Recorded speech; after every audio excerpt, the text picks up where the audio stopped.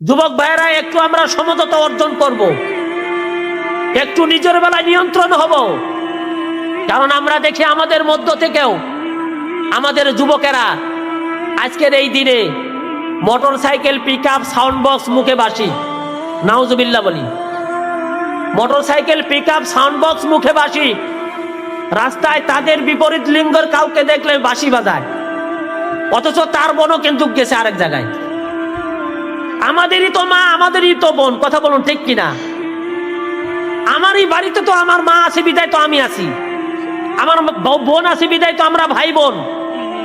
তা আমি কোন হিসাবে আজকের এই দিনে, আমারও বাড়িতে বোন আছে, আমারও বোন আজকে ঈদের দিনে হয়তো বা কোথাও যাচ্ছে বা গেছে বা রাস্তায় উঠেছে, আমি কোন দুঃসাহস করি, বেয়াদবি করি যে অন্য কোনো মহিলাদেরকে রাস্তায় দেখলে, মেয়েদেরকে দেখলে বাঁশি বাজাই, সাউন্ড বক্সের সাউন্ড আরো বাড়াই দেই, সাউন্ড বক্সের সাউন্ড আরো বাড়াই দেই। এটা কি কোনো চরিত্রবান যুবকের কাজ হতে পারে?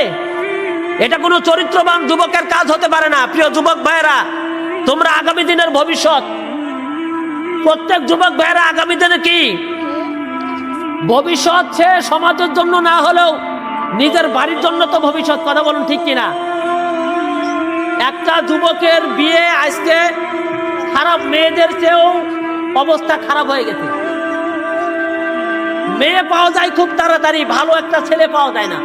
সমাজের অবস্থা হলো এমন, সমাজের অবস্থা হলো এমন, কারণ মেয়ের বাবারা জানে আজকালকার যুবকেরা কি খেলায়, মোবাইলে খেলায়, বিড়ি খায়, তারপরে তাস জুয়ায় আসক্ত, রাতের বেলায় হয়তো বা মদ পান করে। এর জন্য এত তাড়াতাড়ি কোনো যুবককে তারা মেয়ে দিতে চায় না। বাড়ির পাশ থেকে, মুরব্বীদের কাছ থেকে, ইমাম সাহেবদের কাছ থেকে তারা কি নেয়, সনদ নেয় যে অমুকের ছেলেটা কেমন, কথা বলুন ঠিক কিনা? তুমি যদি বাঁশি বাজাও আর সাউন্ড বক্স লাগাও, তোমার জন্য ভালো কথা বলবে নাকি? আমি ভালো কথা বলবো নাকি? বলতেই পারি না, কথা বলুন ঠিক কিনা? আমার জীবনে একটা ঘটনা, আমার দুঃসম্পর্কের ভাতিজা হবে, এখন বিয়ে হয়েছে, এখন অনেকটা ভালো হয়েছে আলহামদুলিল্লাহ। আমার বন্ধুর বোনের সাথে তার আলোচনা চলতেছিল, সত্য কথা বলতেছি। যখন দেখা দেখি শেষ, আমি কালামগঞ্জ বাজারে তাদেরকে আমি চাটাও খাওয়াইলাম, বাড়ি থেকে আমার বাড়ি একটু দূরে। এখন আমার বন্ধুর সাথে তার বাবু আসছে, তার বাবু কিন্তু ওই পথের পথিক, এই জন্য সে ধরতে পারছে, তা আমাকে বলে যে তোমার ভাতিজা কেমন? আমি কই না, খুব ভালো। তো বলে যে ভালো, আমি ওর বিছানার নিচে সিগারেটের পুকটি পাইছি, আর ওর ঠোঁটটাও কালো, তুমি দেখো না? হ্যাঁ, এই যদি সিগারেট খায়, আমি ওদের বাড়িতে যে গেছে, মানে ওই মুরব্বী ওর বিছানা চতুর্পাশে দেখছে, ওই সিগারেটের খোল পাইছে। কথা বুঝেন নাই? তাই তোমরা করবে আগামীতে, মানে তোমরা আগামী দিনের ভবিষ্যৎ, কমপক্ষে একটা মেয়ের ভবিষ্যৎ, তো কথা বলুন ঠিক কিনা? যার মেয়েকে নিয়ে আসবা, ওও কিন্তু একদিন এরকম ছিল, ওই জন্য তো খুঁজে খুঁজে বিড়ির পুকটি বাইর করছে, করার পরে ওই যুবকের দোষ বাইর করছে, কথা বলুন ঠিক কিনা?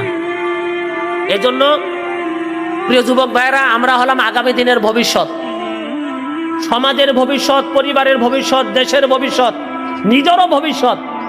সামান্য এহেন কার্যকলাপ নিয়ে এবং দুষ্কৃতি কিছু কাজ করে, যাতে করে যারা আমার নামে সনদ দিবে, ভালো কথা বলবে, তাদের মুখটা যেন আমি নিজেই বন্ধ করে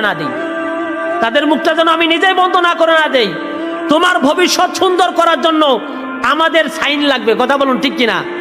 আমাদের জবাব লাগবে, আমরা বলবো যে হ্যাঁ অমুক ছেলেটা ভালো, তখন তোমার ভালো করে বিয়ে হবে, কথা বলুন ঠিক কিনা? আর আজকে যারা মেয়ের পিছনে ঘুরছো আর মোবাইলের পিছনে ঘুরছো, ছোট্ট ছোট্ট যুবক যারা এই মোবাইলের জন্য মায়ের সাথে বাবার সাথে ব্যবহার খারাপ যারা করে, তারা জেনে রাখবা, একটা কথা ভালো করে শুনে রাখবা, মোবাইল আর মেয়ে এই কথাটাই তো।